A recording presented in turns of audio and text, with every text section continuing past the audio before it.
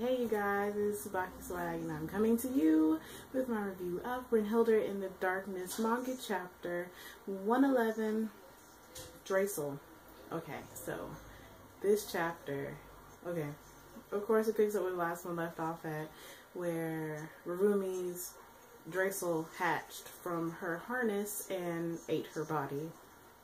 And Ri was pretty much freaking out.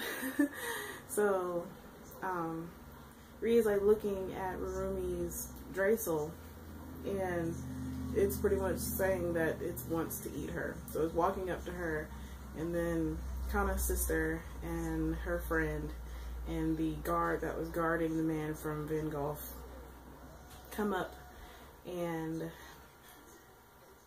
the guard, I was so, this part, I would have been so pissed if he actually, like, if this actually did stop the alien, but he ran up to it and started punching it because they were shooting at it and stuff and it wasn't doing anything. So he just ran up to it and started punching it, and he would hit it a few good times, and then it just bit off the top half of his body. So just like, well dang.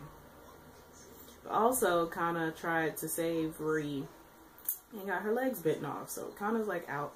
Kana's down for the count. Ri is still trying to figure out what just happened. She's in shock right now, and and everybody else is just, well, guard got eaten, and Kana's sister and her friend are pretty much just onlookers. So Rurumi's Draisel pretty much tells Ri that she's hungry and she needs to eat something, and she was going to eat Kana, but Kana told Ri to leave her there, and Ri was like, no, I'm not going to leave you, blah blah blah. So she jumps in front of Kana, and then Rurumi eats Ri. And as Ri is dying, she's like, I really did just want to run away by myself, but I ended up trying to pretend to be a goody two-shoes, blah blah blah, or whatever. But she still did save Kana, so that's pretty awesome. Even though she really didn't want to, she still did it anyway, so that does make her awesome. She gave her life for Kana.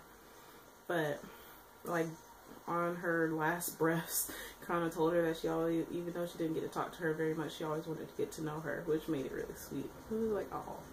But after that, right before Ri died, she told Rurumi not to eat Kana. If she was going to eat her, not to eat Kana.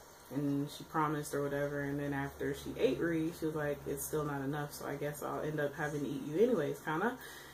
And then, out of nowhere, Kitsuka, I believe that's how you pronounce her name, just literally pops up out of nowhere and has a broom in her hand, and that was the end of the chapter. So this chapter was pretty awesome. Things are about to get real interesting. And also one thing that I noticed was, because Kana's sister is there, did she not recognize Kana, even though Kana's like laid out on the ground right now? Kana's sister and her were literally like in the same room or in the same hallway.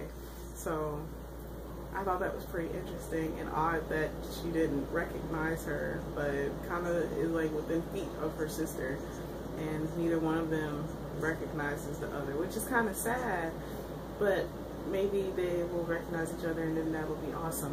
But this chapter was awesome. I was so happy that I got to read this chapter because I was looking forward to seeing how things turned out with Rurumi's Draisel hatching. So things are about to get real interesting in the next chapter, of course, as always, because there is never a dull moment in Brynhildr, because Lin Okamoto is so freaking awesome. But I think I'm going to cut this one a little bit short because I have a whole lot of other videos that I need to do today. So, as always, I would love to hear what you guys think is going to be coming up soon. How do you think things are going to turn out for Kana and Kitsuka and Kana's sister and her friend, and also the man from Banquet?